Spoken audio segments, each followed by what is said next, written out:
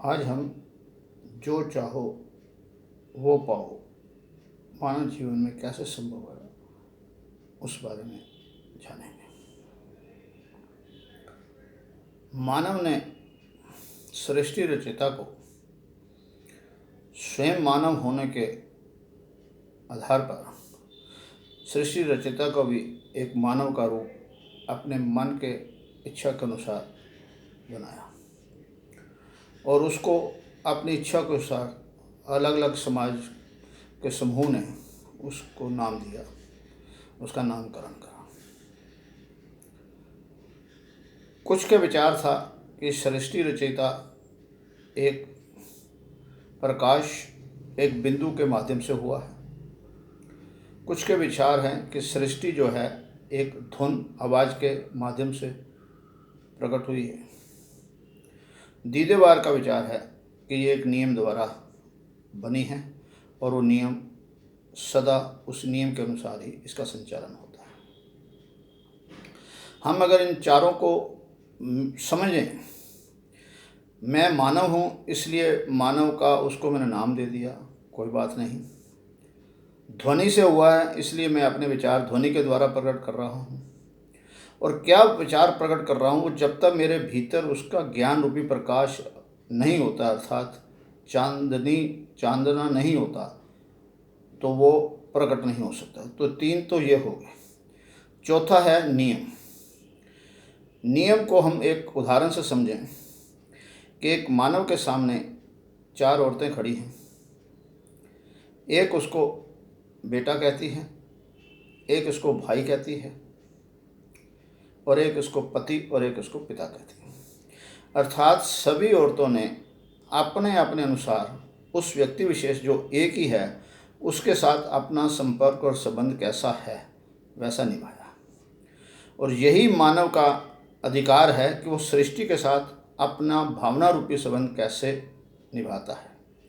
अगर वो माँ रूपी बनकर उसे बेटा मानती है तो उसे बेटे के अधिकार, उसे माता का अधिकार मिलेगा बेटे के द्वारा।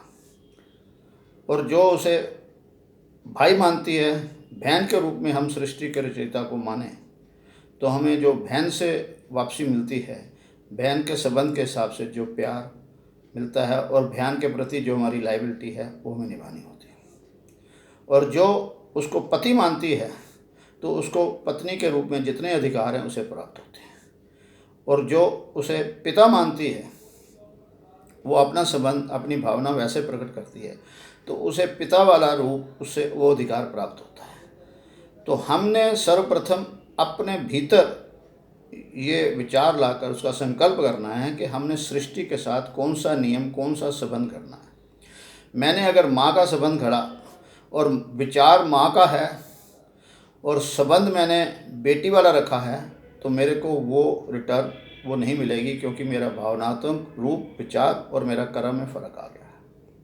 यही कारण है कि हमें सृष्टि से जो कुछ प्राप्त होता है वो स्वीकार होने के स्थान पर हमें शिकायत होती है। और जब दूसरे को अधिक मिल जाता है उससे ईर्ष्या और द्वेष होती है।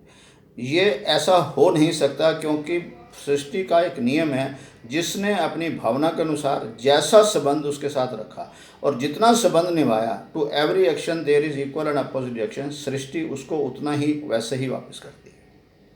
और ये हमें सर्वप्रथम अपने भीतर सृष्टि से क्या लेना है, हमें स्वयं ही विचार रूपी उससे कैसा संबंध बनाना है। हमने माँ का बनाना है, बहन का बनाना है, पत्नी का या बेटी का। जैसा हम संबंध बनाएं वैसा ही हम व्यवहार करेंगे तो जितना हमारा व्यवहार जितना अधिक सही और सत्य होगा उतना ही अधिक सही और सत्य हमें वापसी मिलेगी, अर्थात हमें परिणाम मिलेगा। जिस प्रकार एक बच्चा जो है उसने अगर साइंस ली है और साइंस पढ़ने के बजाय आर्ट्स पढ़े तो क्या वो पास होगा? नहीं हो सकता। और जिसने कॉमर्स ली है और वो साइंस के सब्जेक्ट को पढ़ना चाहे और पेपर जो है कॉमर्स का देगा तो क्या पास हो जाएगा? नहीं हो सकता। अर्थात जो मैंने सब्जेक्ट चुना है उसी सब्जेक्ट पर मेरा पूरा ध्यान केंद्रित होगा और मैं अपना जो परीक्षा दूंगा उसी का परिणाम मिलेगा, और जो भी इसको सही करता है वही उत्तीर्ण होता है। एक कक्षा के अंदर अगर 40 विद्यार्थी हैं, किसी के कम किसी के अधिक आते हैं, अर्थात उन्होंने अपने सब्जेक्ट पे, उससे संबंध पे, विषय पर कितना संबंध गहरा रखा है और उसे क्या है। टीचर जो है सबको एक जैसा समझाने के बाद भी नंबर सबके अलग अलग आते हैं। तो यही नियम जो है प्रकृति के द्वारा है, और जिसने ये डिसाइड करा है उसी के जीवन के अंदर जो चाहो वो पाओ, जब चाहो तब पाओ, जितना चाहो उतना पाओ, ये नियम होता है। दीदेवार का स्वयं का अनुभव है कि जब जब उसने अपने भीतर एक दृढ़ संकल्प करके वैसा ही रिलेशन प्रकृति के साथ रखा है तो उसने जितना हमने कार्य करा है उतना ही रिजल्ट आया। इसलिए स्वीकार भाव बन जाता है, और स्वीकार भाव बनते ही एक सहजता होती है, और सहजता ही जो है हमें सरलता की ओर ले जाती है। मगर सबसे पहले सर्वप्रथम हमें हर तरह के कार्य करने से पहले सजगता की आवश्यकता है। तो कौन सा हमने सब्जेक्ट लेना है, अर्थात हमें को किस चीज़ की ज़रूरत है, आवश्यकता है, या हमारी चाहत क्या है, उसको हम डिसाइड कर लें सजगता से। फिर उस कार्य के ऊपर स्टेप बाय स्टेप चलते जाएंगे तो निश्चित रूप से हमारा जो परिणाम है हमारे अनुसार ही होगा और हमारे संतुष्टि के रूप में होगा। और अगर हमें नहीं मिला हमारे अनुसार तो हमें इसे मान लेना चाहिए कि हमारे परीक्षा में कहीं कमी रह गई है और उस क्वेश्चन जो है सही हमने उसका उत्तर नहीं दिया। सो सृष्टि का एक नियम है कि जो जैसा उसके साथ रिलेशन रखेगा वैसा ही वो प्राप्त होगा, और मानव समाज में भी ऐसा ही रिलेशन है। जैसा आप किसी के जितना संबंध रखते हैं वैसे ही उस संबंध को वापसी में मिलता है, और जो जो इस संबंध को समझेगा और अपने जीवन पाएगा वही जो चाहो वो पाओ, जब चाहो तब पाओ, जितना चाहो उतना पाओ के नियम के अनुसार अपने जीवन को आनंद आनंद आनंद